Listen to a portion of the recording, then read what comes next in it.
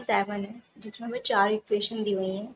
सबसे पहले हमें इनका ग्राफ ड्रॉ करना है, फिर इनका स्लोप एंड वाई इंटरसेप्ट को आइडेंटिफाई करना है और फिर ये भी बताना है कि ये लाइन्स वाई एक्सिस को किस पॉइंट पे काटेंगे, उसका कोऑर्डिनेट बताना है और लास्ट में बताना है इनमें से कोई लाइन पैरेलल है या नहीं। तो सबसे पहले हमें कोई ग्राफ ड्रॉ करना है, तो उसके लिए हम एक्स वाई की कुछ वैल्यूज निकालेंगे और उन पॉइंट्स को आप लोग ग्राफ पे ड्रॉ कर शुरू करते हैं। सबसे पहले यहाँ पे एक्स और वाई की हम टेबल बनाएंगे। अगर यहाँ पे मैं एक्स की वैल्यू 1 लेती हूँ तो मुझे क्या मिलेगा, माइनस का 3 मल्टीप्लाई 1 जो कि -3 हो जाएगा, प्लस का 4 तो -3 + 4 कितना हो जाएगा 1। ऐसे ही अगर मैं एक्स की जगह 2 लेती हूँ तो ये कितना हो जाएगा, माइनस का 6 + 4 माइनस का 2। सेकंड इक्वेशन में हमारे पास सिंगल वेरिएबल नहीं है, तो सबसे पहले हम इसे एक्स की फॉर्म में इसको लाना। तो अभी सिर्फ एक्स को लाने के लिए हम क्या करेंगे, इसके साथ जो भी है इसको डिवाइड कर देंगे, 4x + 7 के अपॉन में आ जाएगा। और फिर भी हम क्या करेंगे, इसको ब्रेक करेंगे, इसके भी अपॉन में मतलब इसके भी अपॉन में, तो क्या हो जाएगा ये 2x + 7/2। ये हमारे पास आ गई एक्स की वैल्यू। फिर टेबल बनाएंगे x/y। अगर मैं एक्स की जगह 1 रखती हूँ तो क्या हो जाएगा, 2 × 1 = 2 + 7/2। 7/2 का मतलब क्या हो गया 3.5। 2 में हम 3.5 ऐड करेंगे तो क्या हो जाएगा 5.5। पहले ही मैं एक्स की जगह 2 रखती हूँ तो ये हो जाएगा 2 × 2 = 4, 4 + 3.5 ये हो जाएगा 7.5। सेम हमारे पास थर्ड इक्वेशन दी हुई है, इसको भी सबसे पहले हम सिर्फ y की फॉर्म में लाएंगे।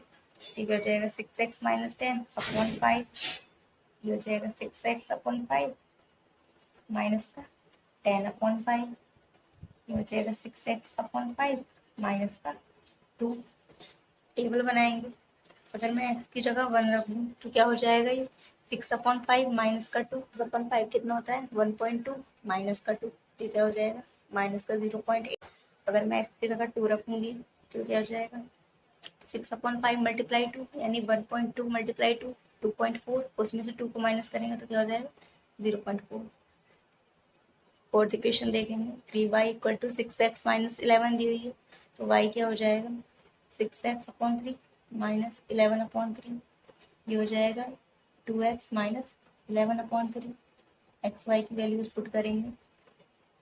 अगर मैं x की जगह 1 रखूँगी तो मुझे y की क्या वैल्यू मिलेगी, 2 × 1 = 2 माइनस का 11/3।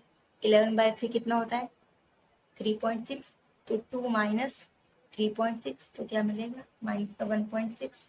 ऐसे अगर मैं x की जगह 2 रखूँगी तो क्या हो जाएगा 2 × 2 = 4 माइनस 3.6, 4 में से 3.6 जाएगा तो कितना आ जाएगा 0.4।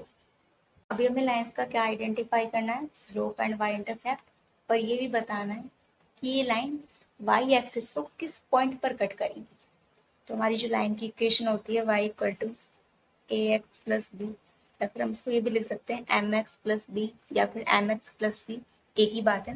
यहाँ पे a क्या होता है स्लोप, b क्या होता है y इंटरसेप्ट।